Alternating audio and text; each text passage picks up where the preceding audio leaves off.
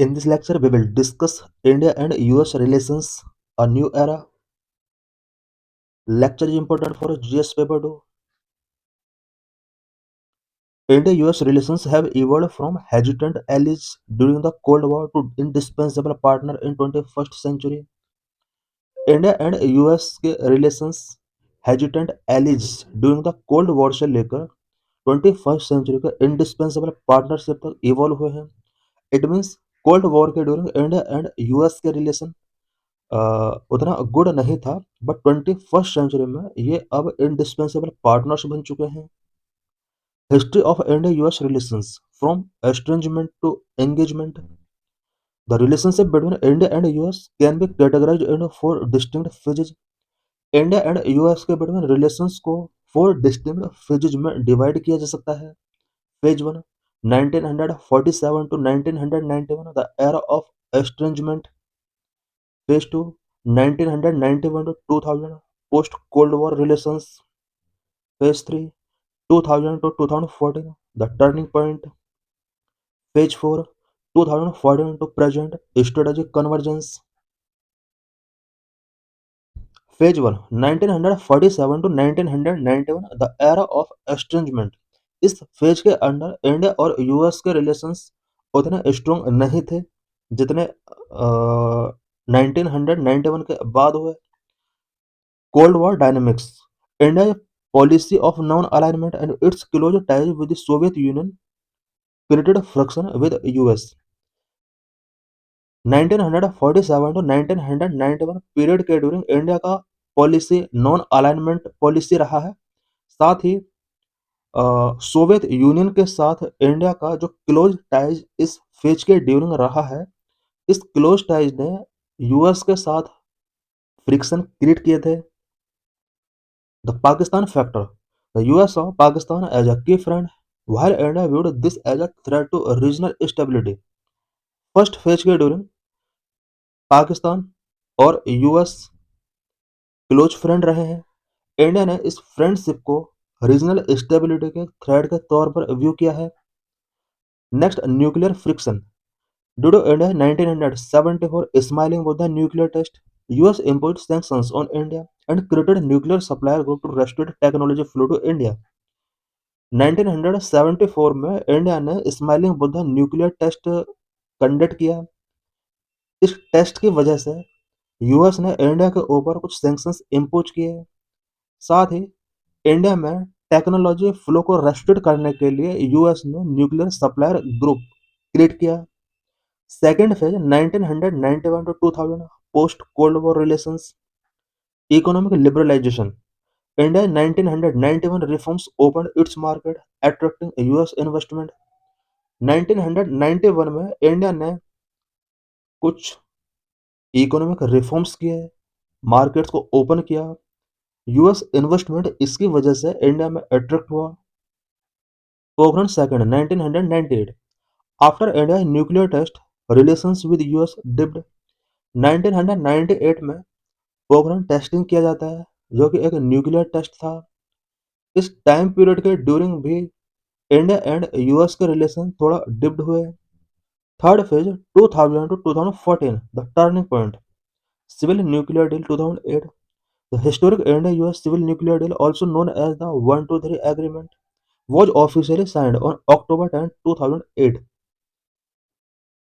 India and US के between historic civil nuclear deal, which is also known as a 123 Agreement, officially 10th October 2008 में sign किया गया. US recognized India as a responsible nuclear partner despite being a non-signatory to NPT. US ने India को responsible nuclear power के तौर पर reorganise किया, जबकि इंडिया एनपीटी का नॉन सिग्नेटरी मेंबर है. Counter terrorism. Post 9/11 both nations cooperate in fighting global terrorism. 9/11 incident के बाद से ही India and US global terrorism से फाइट करने के लिए एक दूसरे को कोऑपरेट कर रहे हैं. 2014 to present fourth phase strategic convergence. Elevated to a comprehensive global strategic partnership in 2020. 2020 में इंडिया और यूएस के बीच comprehensive global strategic partnership sign किया जाता है. Common concern over a rising and assertive China in the Indo Pacific region में China का जो असर्टिवनेस इंक्रीज हो रहा है, इसको लेकर इंडिया एंड यूएस दोनों के कॉमन कंसर्न है। की pillars of current cooperation, India and US के बिटवीन करंट कॉपरेशन के की पिलर्स क्या क्या है? Defence, India is a major defence partner of US, signed the four foundational agreement GSOMIA, LEMOA, COMCASA and BECA. India US का एक major defence partner है। India and US के between four foundational agreement sign किए गए हैं, such as GSOMIA, LEMOA, COMCASA and BECA. Technology, ICAT, Initiative on Critical and Emerging Technology focusing on AI, semiconductors and space. Artificial intelligence, semiconductor and space पर cooperate करने के लिए India और US के between ICAT sign किया गया। ICAT means initiative on critical and emerging technology. NASA ISRO joint mission Nisar, India and US के between specially space agencies के बिटवीन निसार सैटेलाइट लॉन्च किया गया, दोनों को कॉपरेशन से इसको लॉन्च किया गया। Geopolitics, collaboration in the quad and I2U2 to ensure a free and open Indo-Pacific। Free and open Indo Pacific को इंश्योर करने के लिए इंडिया एंड यूएस दोनों क्वाड एंड I2U2 जैसे ऑर्गेनाइजेशंस में एक दूसरे का कोऑपरेट कर रहे हैं। क्वाड के अंदर 4 member countries India, US, Japan, Australia हैं। I2U2 के अंदर India, Israel, USA, UAE include हैं।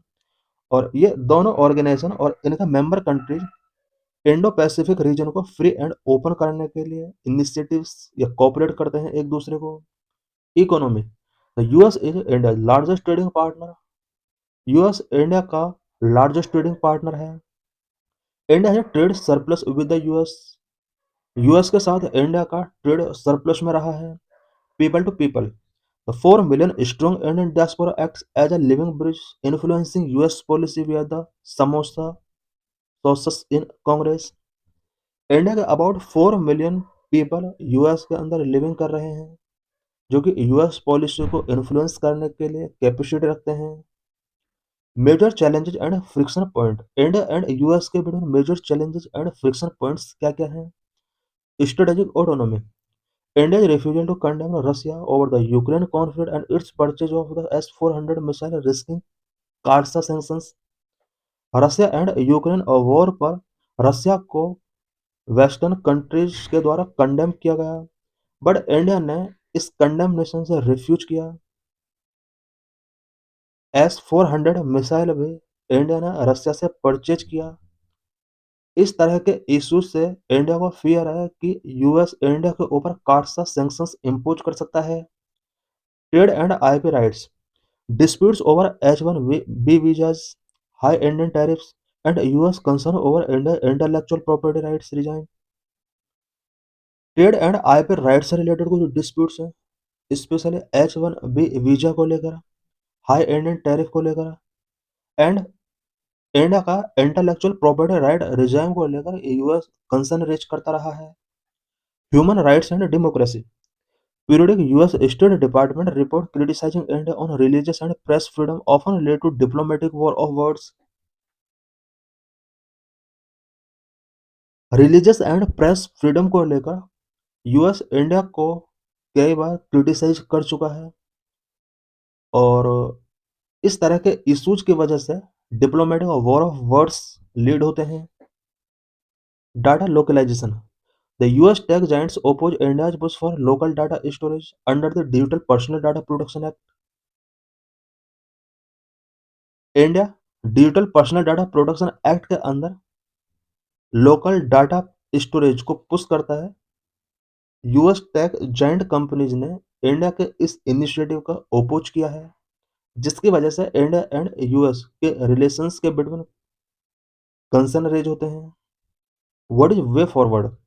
Balance of power, India need the US for high tech transfer and to balance China. Global governance, The US support India's permanent seat in reformed UN Security Council and its entry into the NSG. US ने India का always support किया है कि UN security council में India को permanent seat होनी चाहिए। NSG में इंडिया के एंट्री के लिए यूएस ने ऑलवेज सपोर्ट किया है।